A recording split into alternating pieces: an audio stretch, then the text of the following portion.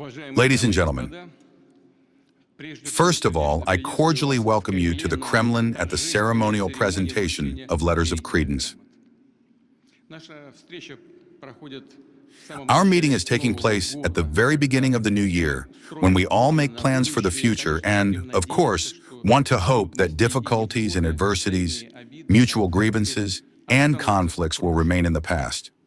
Taking this opportunity, I would like to wish you, your families, and the peoples of the states you represent, from the bottom of my heart, well-being and success in the coming year, 2026. I think you will agree that one of the key factors for the sustainable development and prosperity of humanity is international cooperation. In today's diverse and interconnected world, universal stability and security depend directly on the ability of states to engage in constructive interaction. And an open, honest partnership provides opportunities for solving common, even the most difficult problems. It is not for nothing they say, peace does not come by itself, it is built, and every day at that. Peace requires effort, responsibility, and a conscious choice. The relevance of this is obvious, especially now, when the situation on the international arena is degrading more and more. It seems to me no one will argue with this. Old conflicts are worsening, and new serious centers of tension are emerging.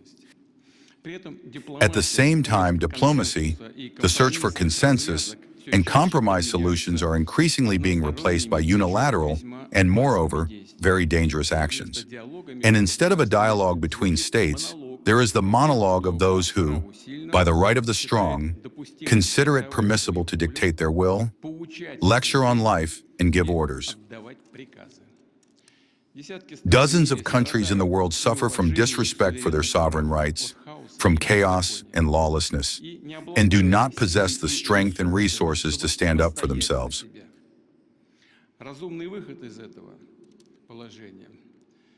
A reasonable way out of this situation is seen in demanding more persistently the observance of international law by all members of the international community, as well as providing real assistance to the emerging new, more just multipolar world order, a world order in which all states would have the right to their own model of growth, to independently, without influence from outside, determine their own destiny, preserving their original culture and traditions. I will note that Russia is sincerely committed to the ideals of a multipolar world. Our country has always pursued and will continue to pursue a balanced, constructive foreign policy course that takes into account both our national interests and objective trends in global development. With all partners interested in cooperation, we are determined to maintain truly open and mutually beneficial relations, to deepen ties in politics, economy, and the humanitarian sphere, and to together confront acute challenges and common threats. Russia advocates for the strengthening of the key, central role in world affairs of the United Nations, which celebrated its anniversary this past year. 80 years ago, our fathers, grandfathers, and great-grandfathers, having triumphed in the Second World War, were able to unite, find a balance of interests, and agree on the fundamental rules and principles of international communication, and recorded them in the UN Charter, in their entirety, fullness, and interconnection.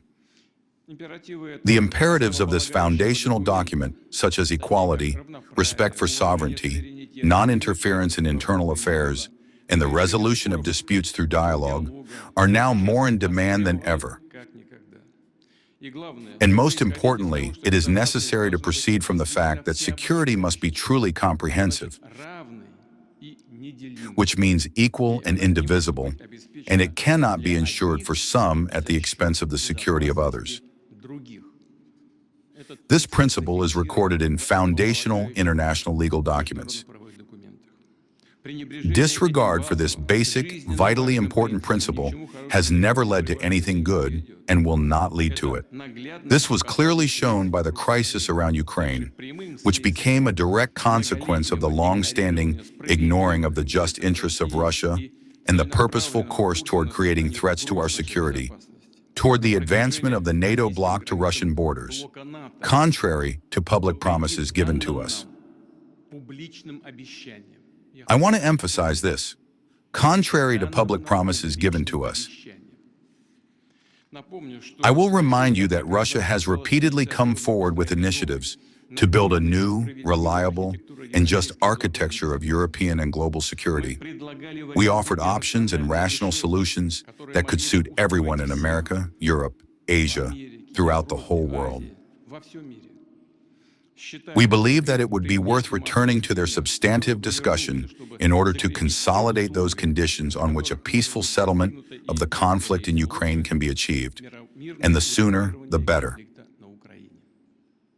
It is precisely toward a long-term and sustainable peace, reliably ensuring the security of each and every person, that our country strives.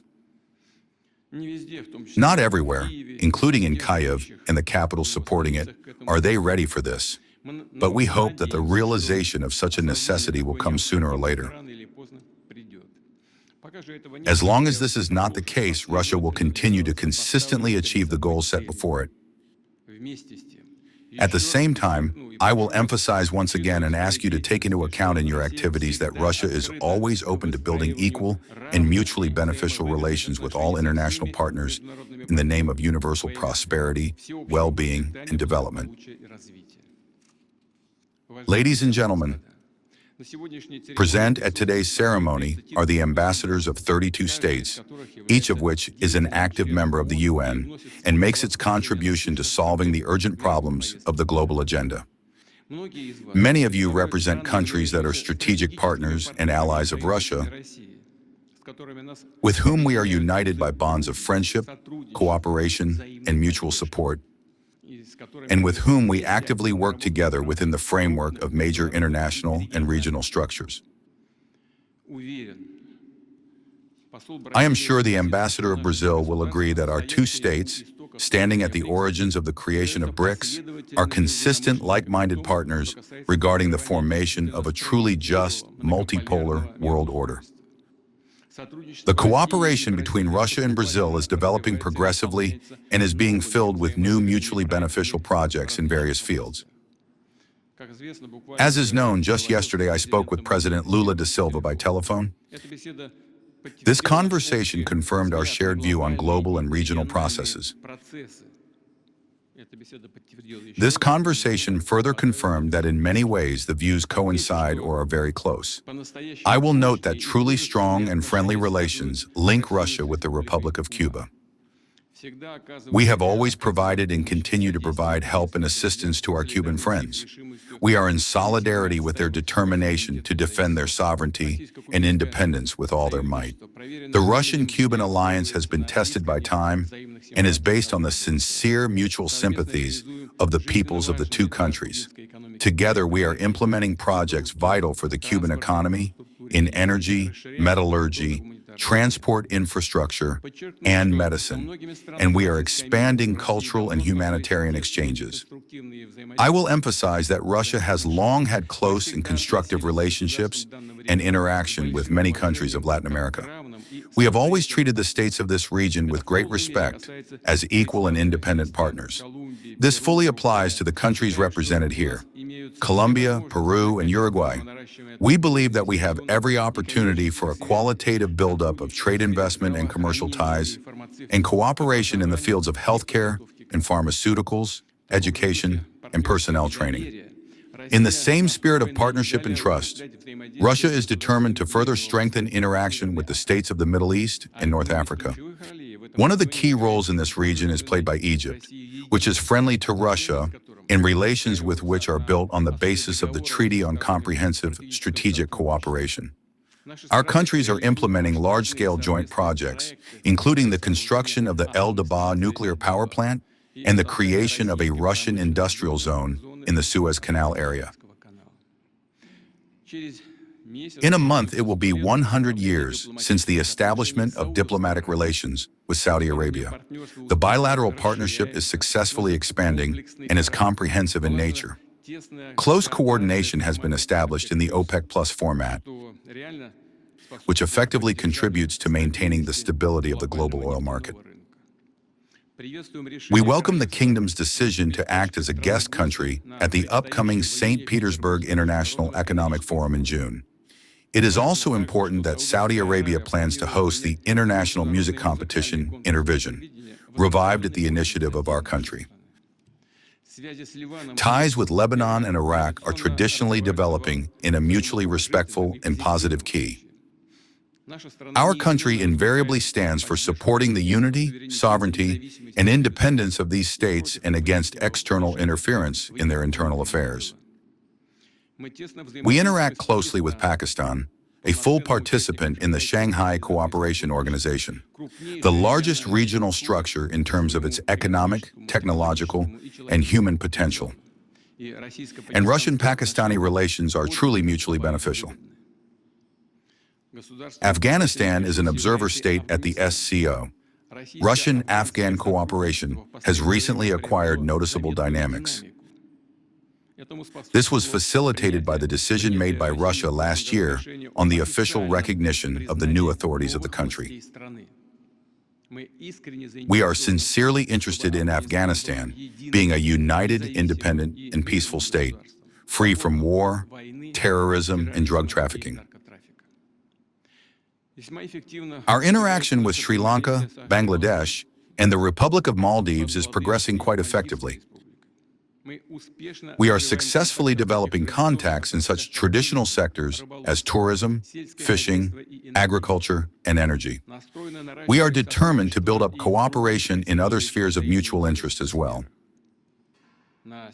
Present at today's ceremony is a large group of ambassadors from friendly African countries: Somalia, Gabon, Senegal, Rwanda, Mauritania, Algeria, Ghana, and Namibia.